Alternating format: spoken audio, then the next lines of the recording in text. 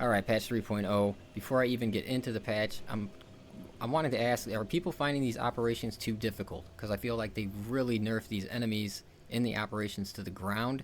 I was able to run a level 5 heavy through threat level substantial with 2 bots. I mean, that was never happening before. There was no way I was running even like the tactical class through that, you know. And I'm talking a heavy with a green gun, like no weapon level ups or nothing like that.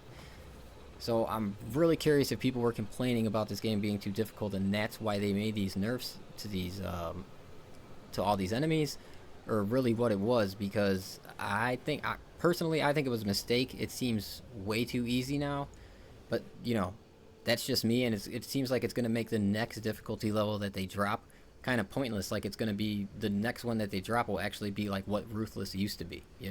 So I don't know. I found that to be a very weird change in the game, and one that I am really not liking that much. But I really wanted some feedback on that, and if maybe I'm just crazy and they needed to be easier. I don't know. But first off, let's get into the new features that they added. We got the Hub Sparring Arena, a new special arena on the Battle Barge, available in Operations and Eternal War Game mode, where players can compete in friendly PvP and with players in their squad. That's a cool addition. I know about that one coming out. Private mode for operations. That's what I played today. All you got to do is when you're going to pick your operation, hit Y or whatever your triangle, whatever it is for you, and it will switch from private mode and private mode off. So very easy. Next, they added what's new in the message of the day, and they added option to reset custom color presets. Okay, for the gameplay and the balancing tweaks, the marking tool was updated, improved responsiveness and comfort of the social wheel control with a mouse, disabled unnecessary objects that do not require highlighting and worked poorly with it, several minor bug fixes. The Power Fist damage for fully charged attacks has been greatly increased. So this right here, I will be trying out and making a video on that. And I am actually going through my heavy build right now that I'm making, so I'm going to go with the heavy plasma, so that should be done by tomorrow, and I will really have a good breakdown on how strong this plasma got. But for what they did to the Power Fist is a damage for a fully charged attack has been greatly increased, so I'm assuming that's going to be very strong now. And the heavy plasma, that is the one that the heavy class can use only. Base ammo increased by 5, blast damage radius increased, overheat per shot drastically decreased from 50 to 30 for charge shoots, and from 20 to 15 for base shooting. Base damage slightly increased by 10%. I got a feeling this heavy plasma is going to be very powerful now.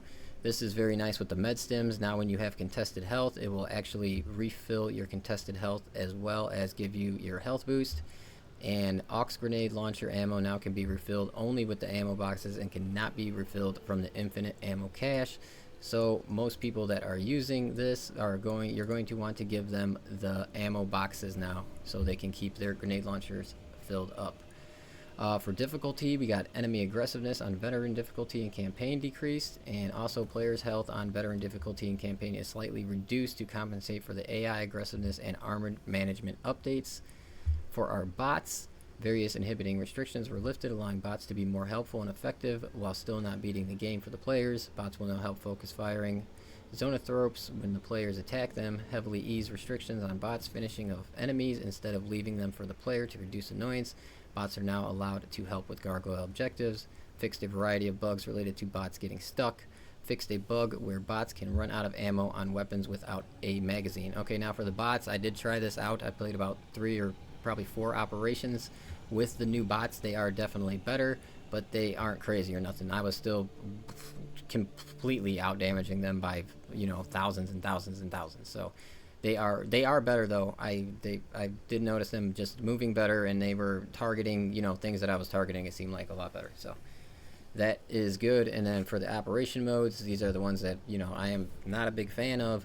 We got tweaked AI director and spawn rules for chaos enemies in operations mode. Max number of the enemies with the shield on the arena at the same time reduced from 10 to 4. I mean, look at the reduction numbers. These are huge. Max number of cultist snipers on the arena at the same time reduced 10 to 3. Max number of Zangors on the arena at the same time reduced from 30 to 20. Max number of rubric marines from bolt guns on the arena at the same time reduced from 8 to 5. Max number of rubric marines with warp flames on the arena at the same time reduced from 4 to 3. Okay, and these are good ones just for overall class characters that we have. Okay, Perfect Fury has been updated. Now restores armor for killing miners, not only for countering their special attacks. That's nice. Regarding block and fencing weapons, a bug has been fixed in the Perfect Parry window for fencing weapons. Now it has 20 frames window for Perfect Parry and 10 frames for vulnerable at the end of animation instead of 30 frames of Perfect Parry of full animation. It was intended originally, so that is better. And then we got Assault class, base ground damage increased by 30%. Dang, I don't know how powerful that was.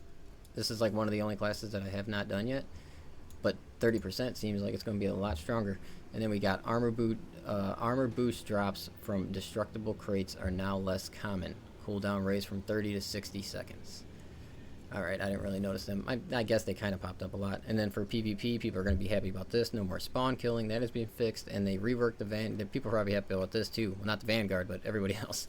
The grapple launcher in PvP, instead of full stun, it will now stagger enemies and will slow him down drastically.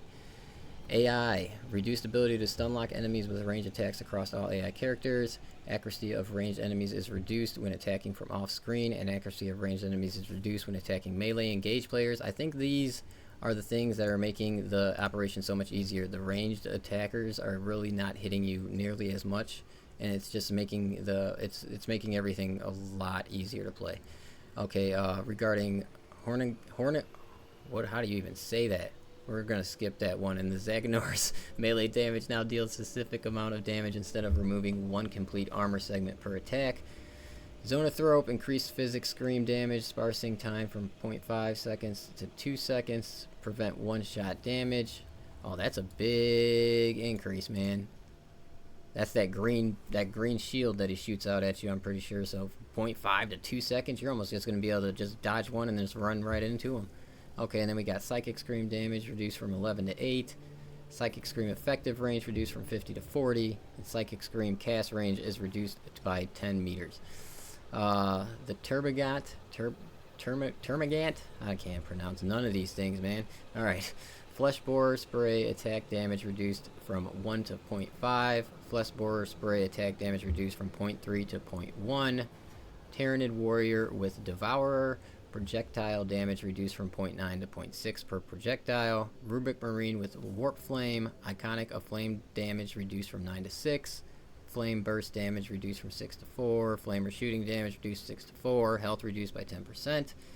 Just a lot of making everything basically easier. Look at the Zagnar with the shield. HP greatly reduced.